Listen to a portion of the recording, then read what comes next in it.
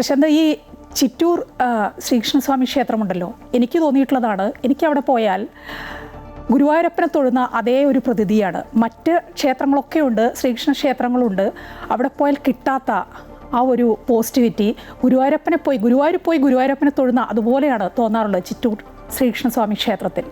എങ്ങനെയാണ്, തിരക്കുണ്ടോ അമ്പലത്തിൽ നിന്ന്?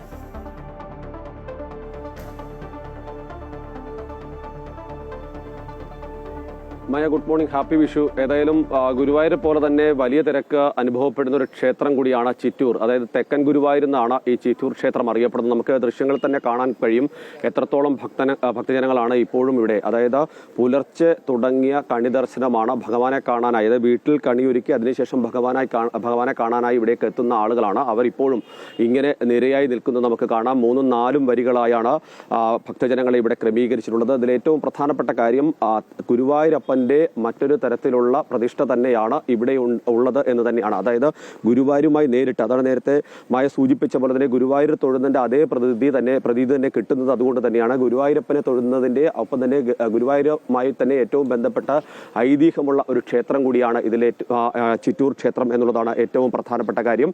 നമുക്ക് ഇതിപ്പോൾ നേരത്തെ നമ്മൾ കണ്ടത് ക്ഷേത്രത്തിനുള്ളിലേക്കുള്ള ഒരു ഭക്തരുടെ നീണ്ട നിരയാണ്. ഇത് പുറത്ത് 2 നിരയായി ഇപ്പോഴും ഭക്തർ ഇങ്ങനെ നിൽക്കുകയാണ്. ഇത് ഈ ഒരു 10-11 മണി വരെ ഇതേ നിലയിൽ തന്നെ തുടരും എന്നുള്ളതാണ് ക്ഷേത്രം ഭാരവാഹികൾ വ്യക്തത. സാധാരണഗതിയിൽ നേരത്തെ സൂചിപ്പിച്ച പോലെ സാധാരണഗതിയിൽ ഉള്ളതിനേക്കാൾ വലിയ തിരക്ക് ഇപ്പോൾ ഭക്തരുടെ വലിയ തിരക്കാണ് ഇവിടേക്ക് എത്തിക്കൊണ്ടിരിക്കുന്നത്. ഭക്തരെല്ലാവരും തന്നെ വീട്ടിൽ കണിവെച്ച് ഭഗവാനെ കണി കാണിച്ച് അതിനുശേഷം ഇപ്പോൾ ക്ഷേത്രത്തിലുള്ള കണി കാണാനായി എത്തുന്നതാണ്. ഈ ക്ഷേത്രത്തിന്റെ ഒരു ചരിത്രം എന്ന് പറയുന്നത് കൊച്ചി രാജാക്കന്മാരുമായി ബന്ധപ്പെട്ട് തന്നെയാണ് ഇതിന്റെ ഒരു ചരിത്രം നിലനിൽക്കുന്നത് എന്നുള്ളതാണ് പ്രധാനപ്പെട്ട കാര്യം. ആ രാജ്യം, കൊച്ചി രാജ്യത്തിന്റെ ഭരണ ചുമതല ഉണ്ടായിരുന്ന കർത്താമാരിൽ ഒരാൾക്ക് സ്ഥിരമായി തിങ്കളാഴ്ച ഭജനത്തിന് ഗുരുവായൂർ പോയിരുന്ന ഒരു ഭക്തൻ കൂടിയായിരുന്നു. അദ്ദേഹത്തിന് ആരോഗ്യ പ്രശ്നങ്ങൾ മൂലം പിന്നീട് പോകാൻ സാധിക്കാതെ വരുന്നു. അങ്ങനെ ഭഗവാൻ നേരിട്ട് അനുഗ്രഹിച്ച് ഇവിടേക്ക് എത്തി എന്നാണ് പറയപ്പെടുന്നത്. അങ്ങനെ ആ സ്ഥലത്ത് ഭഗവാൻ എത്തിയ സ്ഥലത്ത് വീണ്ടൊരു ക്ഷേത്രം പണിതുയർത്തി എന്നുള്ളത് തന്നെയാണ് ഇതിന്റെ ചരിത്രവുമായി ബന്ധം. അതാണ് നേരത്തെ സൂചിപ്പിച്ചത്, ഗുരുവായൂരുമായി നേരിട്ട് ബന്ധമുള്ള ഒരു ക്ഷേത്രം എന്നുള്ളതാണ്. ഇവിടെ മറ്റൊരു പ്രത്യേകത കൂടിയുണ്ട്. ആനയെ എഴുന്നള്ളിക്കുന്ന ചടങ്ങടക്കമുള്ള ചടങ്ങുകളില്ല.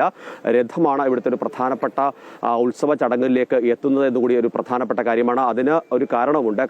കംസന്റെ ആനയായ കുവലയപീഠത്തെ കൃഷ്ണൻ വധിച്ചതിന്റെ ഒരു ഐതിഹ്യം കൂടി പേർന്നതാണ് ഈ ക്ഷേത്രം. അതിന്റെ കൂടി ഓരോ ഓർമ്മ പുതുക്കൽ, അങ്ങനെ ഒരു കാര്യം കൂടി നിലനിൽക്കുന്നത് കൊണ്ടാണ് ഇത്തരമൊരു ഇതിലേക്ക് വരുന്നത്.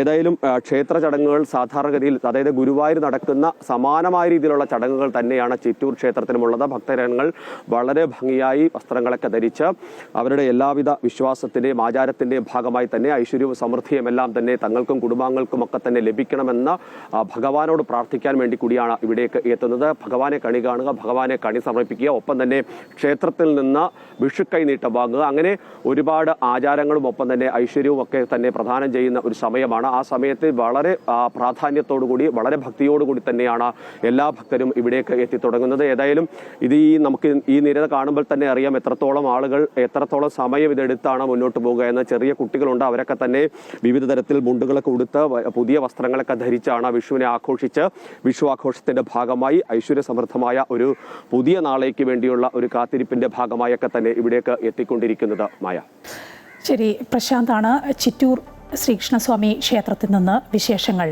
പങ്കുവച്ചത്.